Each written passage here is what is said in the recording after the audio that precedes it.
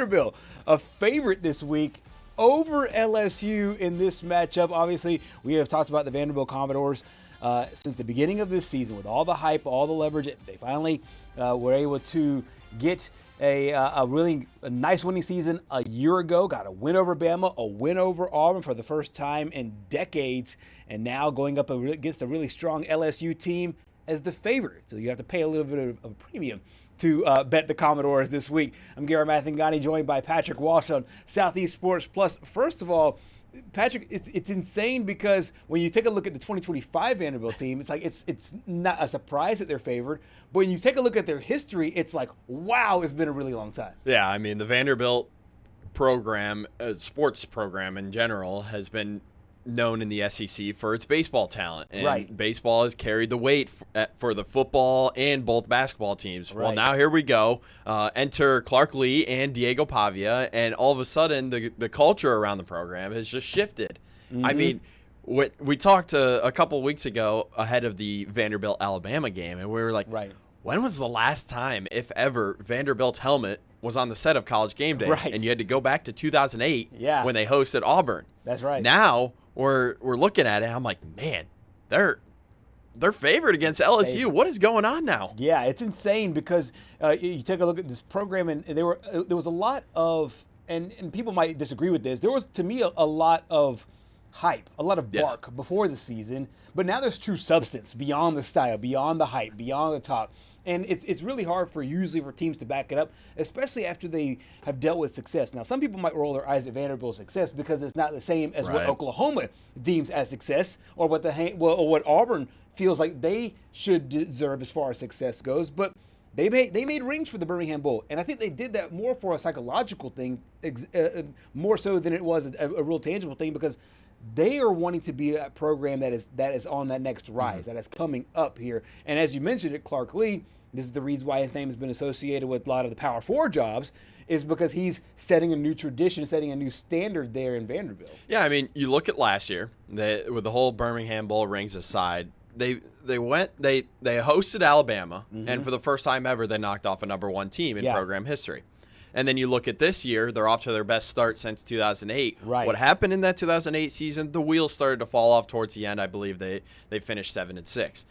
Clark Lee and company do not want that to happen this weekend. Absolutely. Or this year. Right. And they have a tough test ahead of them hosting LSU. But, I mean, it just goes back. I go back to the Alabama game, and honestly, that game told me more about Vanderbilt than it did about Alabama. It told me that Vanderbilt can compete with the top teams in the SEC.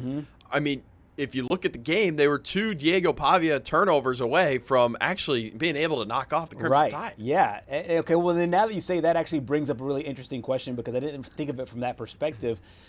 So this line that is Vandy is the favorite, does this tell you more about what Vegas thinks about LSU or what Vegas thinks about Vanderbilt? And I'm just thinking out loud right now because I'm trying to answer the question as I ask it. Because to me, it might be a hybrid of both, but to me, it does show Vanderbilt a lot of respect. But also, too, this is the number 10 team in the country. This is. I mean, this LSU football team that's coming in here, yes, they haven't looked like this dominating team like that we might have thought, considering the fact that Garrett Nussmeier is back, considering the fact that Harold Perkins Jr. and that defense looks really solid again going into this year. But this, to me, is an LSU team that seems, obviously they lost at Ole Miss, but they seem like they don't have it all together. So I don't know if this line is telling you more of Vegas telling you, we don't necessarily believe that this is a top 10 team, even if they only have one loss. I'm going to say two things. First, I think Vanderbilt coming off the open week is a huge benefit. That's a good point. That's a good point. You built some confidence in the Alabama game, right? Being able to prove that you do belong at this stage, and now you had an extra week to prepare for LSU. Yeah. And then you look at the other side of the equation, and this guy right here, Garrett Nussmeier, he's still trying to figure it out. Yep. Coming into this season, I thought he was going to, just run away with the SEC alongside his teammates there at LSU. But, I mean, it's been a mystery so far this year for Gerhard Mathangani. And you look at the game, which we're going to have Mariah Ross on here in about 10 minutes to break down that game against South Carolina. He didn't look great. Right.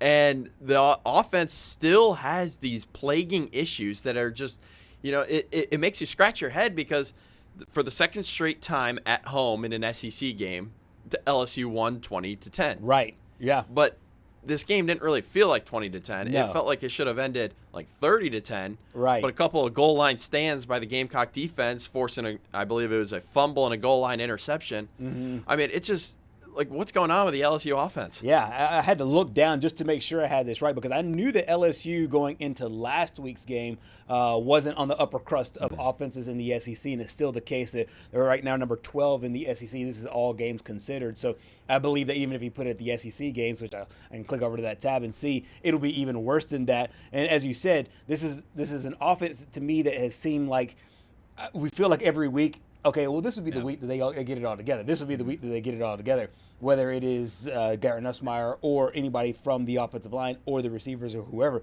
But this is a great graphic here because LSU's problems have not just been the ineptitude of being able to move the ball consistently, but also Gerhard Nussmeier with those 2 interceptions. They had 2 goal line turnovers, as you have here as well. But I think that it's like they have players, but as you mentioned, they're just not being able to get it done consistently. And how long can you hang on to this great defense as you move forward throughout the season? Yeah, I mean, all the talk was around Aaron Anderson and this wide receiver core. Yeah. Well, you look at the graphic that I just had up. We'll go back to it right here. Look at the bottom there. That's right. Trey'Dez Green, a former college basketball player. Yeah. 8 receptions, 119 yards, and a touchdown. I mean, when he's it's always interesting to me because we see this with Clemson now with Ian Shefflin, former power forward for Clemson, moving over to tight end with the program. And I'd be interested to see if more coaches start to do this route where, okay, we look at the men's basketball team. Yeah. Let's look at like a power forward or someone that has already used up all of their eligibility. They played 4 years of basketball, but want to dip into football a little bit because, I mean, that's a guy that can go get you.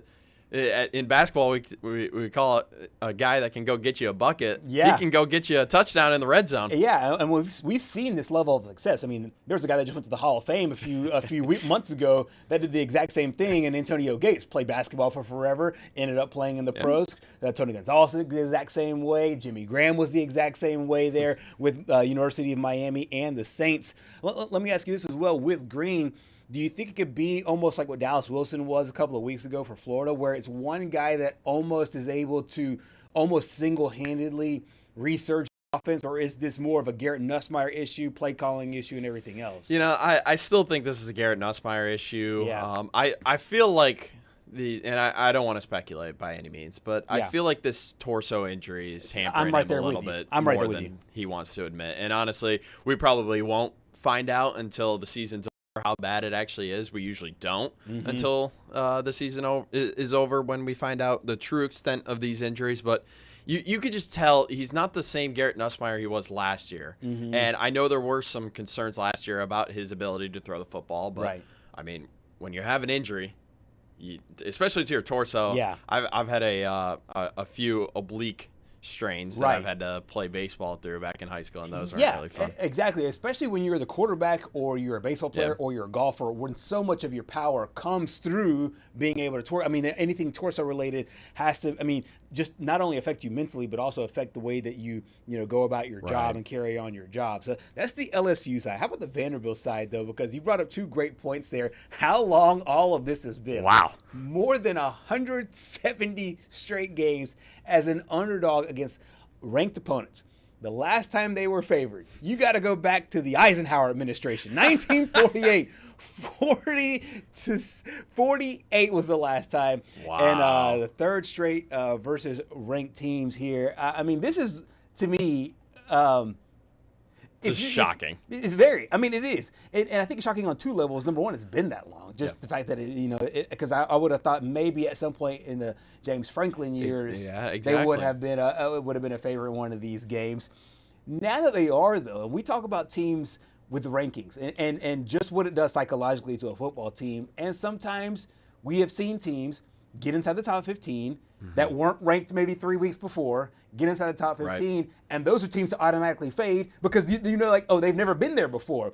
Do you think this is a time to fade Vanderbilt as the favorite because they just haven't been in this position since 78 and the first time since LSU since the 48s? You know, there's every reason to fade Vanderbilt in this game. And honestly, I was thinking about it this morning. I was like, you know, I almost want to put a bet on this game, and I was gonna put it in favor of LSU. And I was thinking LSU -6. Yeah, I think that's what I thought earlier. But then it started to sink in, and I'm like, no, I can't do that. Clark Lee's got this team in a really good spot. And, he does. You know, they're gonna come out amped up, especially off that open week, and I think they can get it done. Absolutely right. Yeah, right now I just trust Vanderbilt more than I trust LSU, especially offensively. We got a chance to hear from Vanderbilt head coach Clark Lee on this matchup there in Nashville. Excited for the week. Good to be back at it. I thought we had a energetic bye week and a team that is excited for the challenge ahead on Saturday. It's good to be back home. And, you know, this is a great SEC matchup and a great opportunity for us to you know, compete and play in front of our home crowd. So we're looking forward to that. Obviously, the challenge is real. LSU is a really good team. They're well coached. They've got good players, good schemes, good systems. And so, you know, we'll have our hands full that way, but we're hard at work on how to best attack them and understand what they do well and what their weaknesses are and put our best effort on the field on Saturday. So you heard Coach Lee talking about the weaknesses for this LSU team. One of those weaknesses has been turnovers. Got a chance to hear from Brian Kelly about what they need to do this weekend to erase those mistakes. I mean, we all watched the game. I was pleased with some things that we did that we hadn't been doing. We ran the ball with much more effectiveness, right? We got the ball to Trades Green. I was pleased about that. But certainly, you know, you can't get down on the 1 yard line 3 times and come up with 3 points. And I think we all know that. But what I loved was our compete. I loved the way our guys competed for 4 quarters. Our fans stayed in there with us. Look, it is what it is. Find a way to win. And tonight we found a way to win, even though we had some mistakes out there that could at some time be catastrophic, and we're going to have to eliminate them. But the bottom line is I love the way the kids competed today. The line opened 2.5, Andy. It is still at 2.5 right now. Get those bets in now. That line might fluctuate between now and Saturday. Kickoff's up for 11 a.m.